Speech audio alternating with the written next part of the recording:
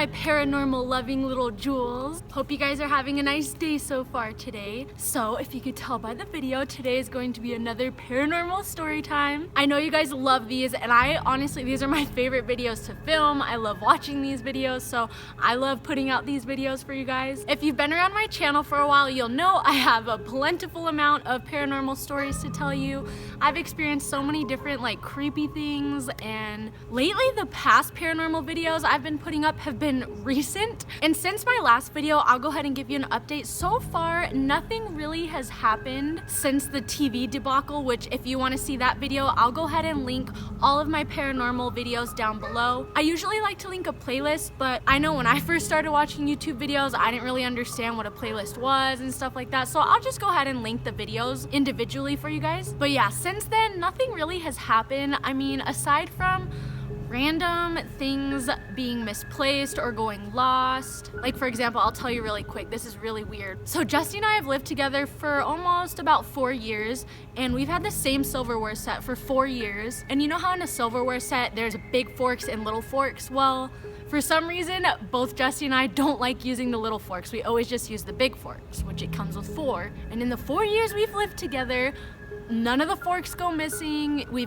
still had all 4 forks when we first moved into this house, which we moved into our house at the end of January. So about 5 months ago, these little gnats. But up until we moved into this house, we've had no issues with our forks, and for some reason, I hate those little tiny gnats. Anyways, so within the 5 months we've lived here, 1 big fork went missing, 2 big forks went missing, 3 went missing. And mind you, before we moved into this house, Jesse used to take his lunch to work, and he would bring silverware and Tupperware, and he always brought them home. However, at this house, we are right next to his work, so he comes home for lunch, so the forks don't leave the house. This is the first house we've ever lived at where the forks don't ever leave the house. And I'll ask him like, hey, where are all the big forks? And he's like, I don't know, I was gonna ask you the same thing. And we've checked everywhere. You know, I thought, oh, maybe we started throwing them in different drawers or wrong drawers or anything like that, but we looked everywhere, and all 4 of the big forks are completely gone now, which again,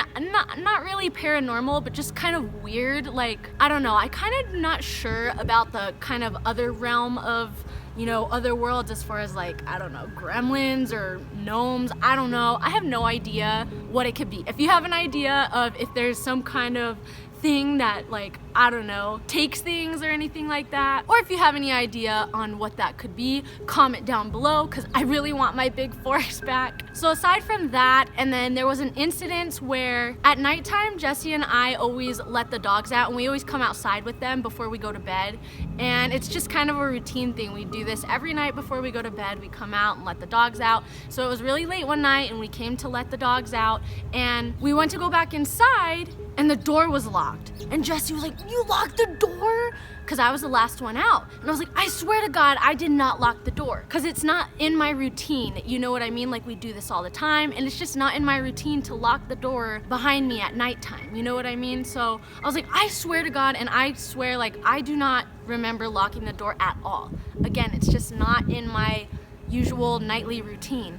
And we didn't have our cell phones with us, we didn't have our car keys or anything like that. It was in the middle of the night, we had all 3 dogs in our backyard, so we're like, what are we gonna do? So luckily, normally we keep all of our windows like on lockdown, completely locked up, and we were gonna have to smash one in, but luckily Jesse found that we had forgot to lock our bedroom window that night for some reason, I don't know why, and so he climbed in the house that way. But again, not necessarily paranormal. I don't know. I really don't think I locked it. Like, I'm like 99.9% sure that I did not lock the door. But I always leave a 1% even if I know for sure. So there was a 0.1% that I could have locked it, but I don't know. So that was kind of weird. But other than that, nothing weird has been happening. So that's good.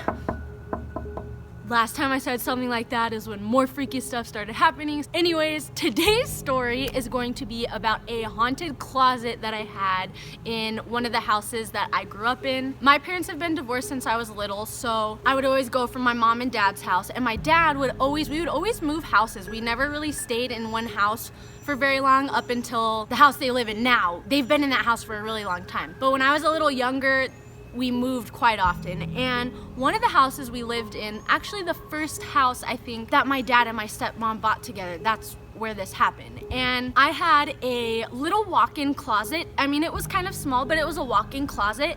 And first off, this closet was always way colder than the rest of the house. It was really weird.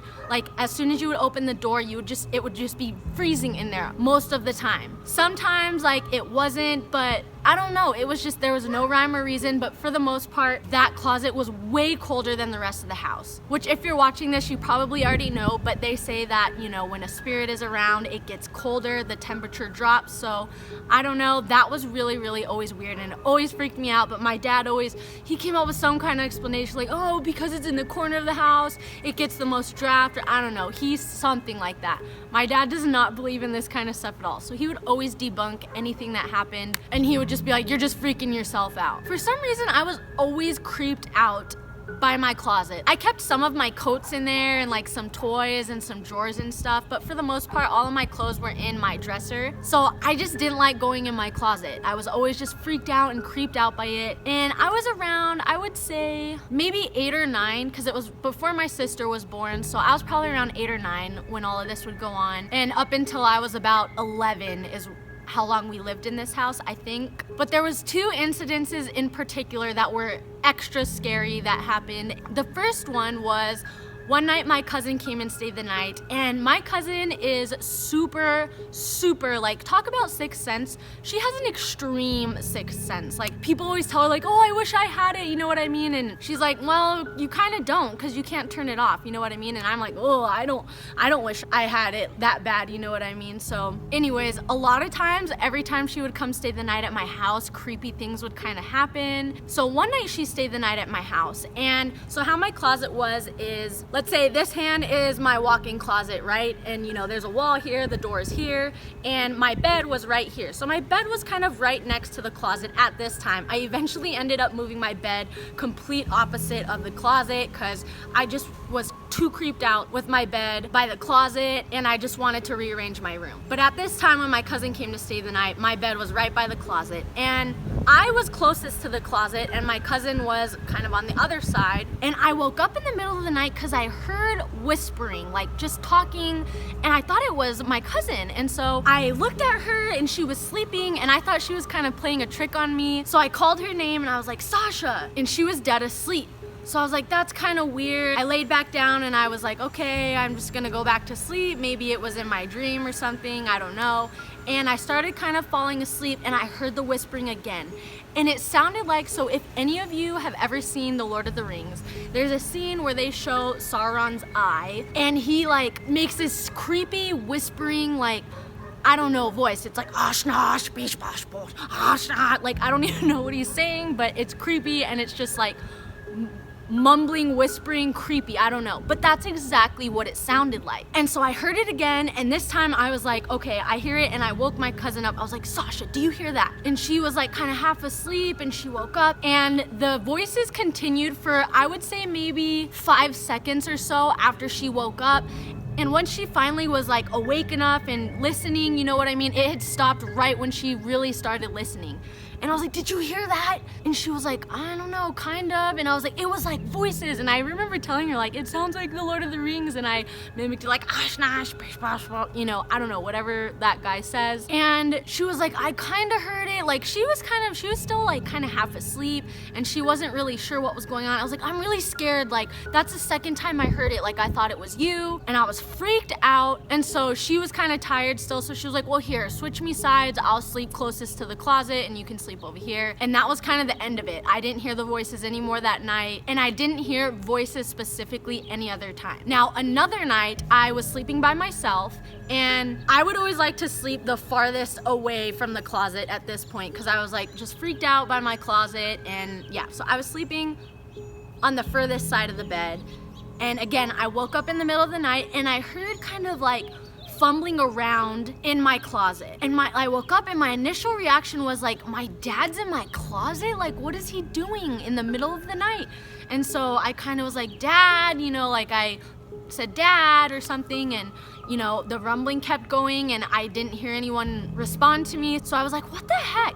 So I kind of like creeped over my bed and I looked at the closet and the light was on. The door was shut, but the light was on in the closet. And I was like, what the heck, you know? And I was like, Dad, you know, I said again, I was like, Dad, and nobody called back. So at this point, I was getting freaked out. I was like, okay, like, I don't want to open the closet door. I don't, you know, what if my dad's not in there? So I was like, I know, I'll go see if my dad is sleeping. So I get up and I go and I walk in my dad and my stepmom's room, and him and my stepmom are in there sleeping. So at this point, I'm freaked out. Now you're probably thinking like, why didn't you wake your dad up? Why didn't you?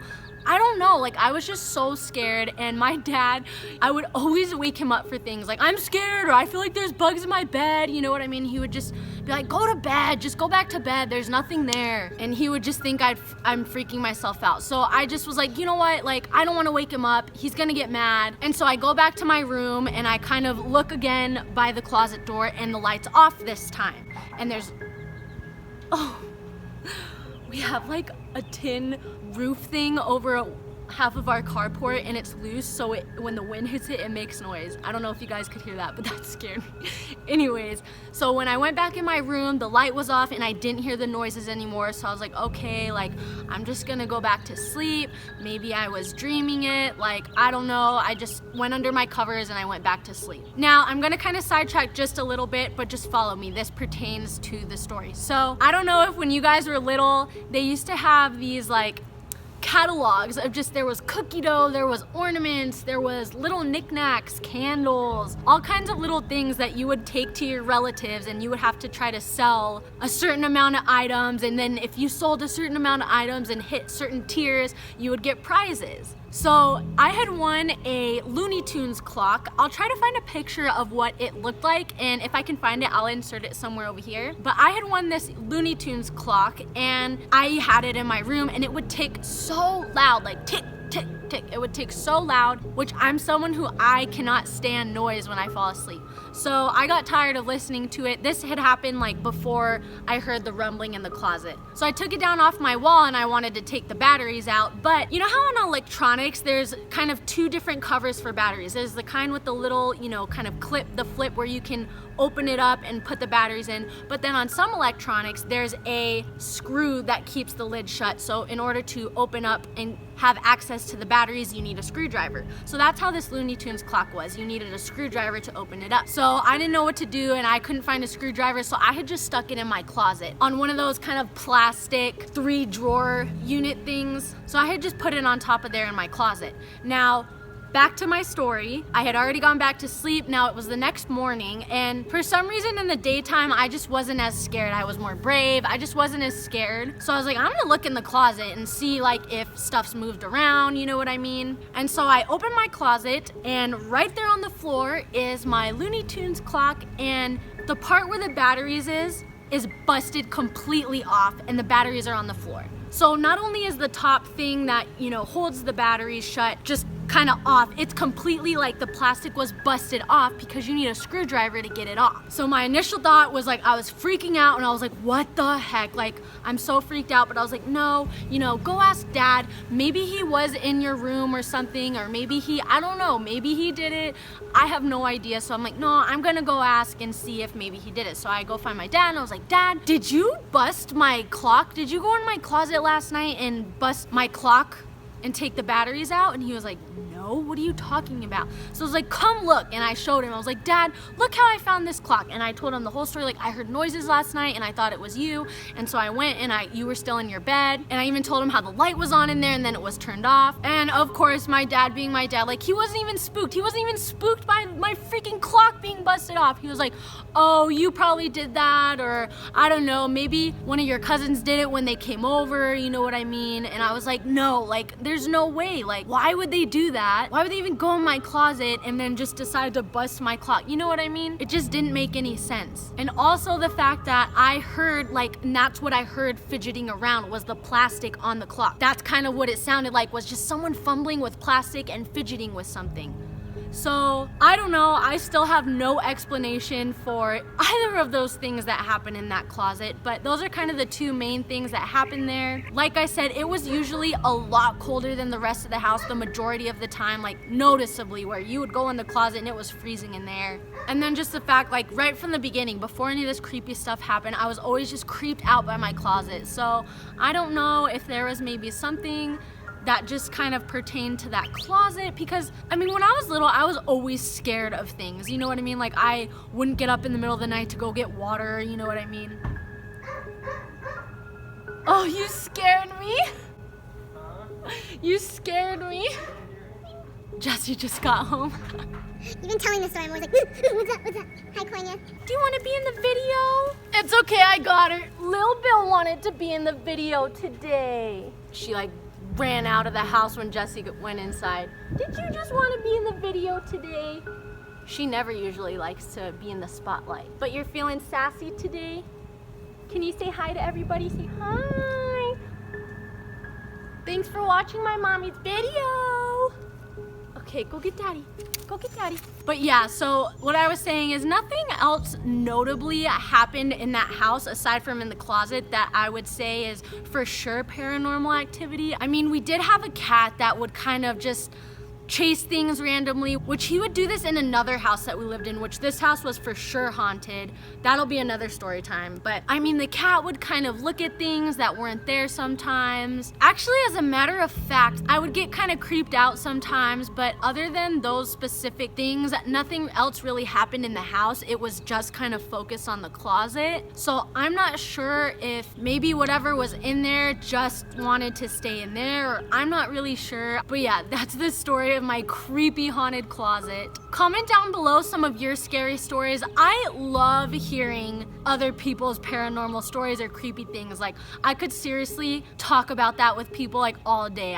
I'm so fascinated. I love hearing other people's stories. I love telling my stories that I've experienced. So comment down below if you've experienced anything creepy or if you had a creepy haunted closet too. If you are not already, go ahead and hit that subscribe button, become a part of my YouTube family. As always, I just really appreciate all your guys' support, all your guys' really sweet, kind comments. That's one thing that I just love about you guys, my subscribers, is you guys are all so kind. You guys are so kind to each other. So I'm just really happy that we've kind of created a nice, comfortable, kind place to just kind of come watch videos and comment, and you know what I mean? So you guys are awesome, as usual. I'm just really lucky to have all you guys. And like I said at the beginning of the video, I will link my previous paranormal videos down below if you have not seen those ones. I have actually my first one I did, oh god, it was about this like possessed toy my sister had, and actually when I was telling the story, my TV turned on by itself. I left that clip in there because it was so freaky. I was like, freaking of course this would happen. I'm actually kind of happy I caught it on camera. But yeah, so there's that video. I have a story of where I saw a creepy shadow figure when I was little. I have another story where my sister and I heard something's voice in an office that was completely unexplained. So yeah, all kinds of creepy stuff if you like watching those and want to see more. Also, don't forget to give this video a thumbs up if you want to continue to see more paranormal story times from me. Other than that, guys, I will catch you in my next video, and don't let the bed bugs bite tonight.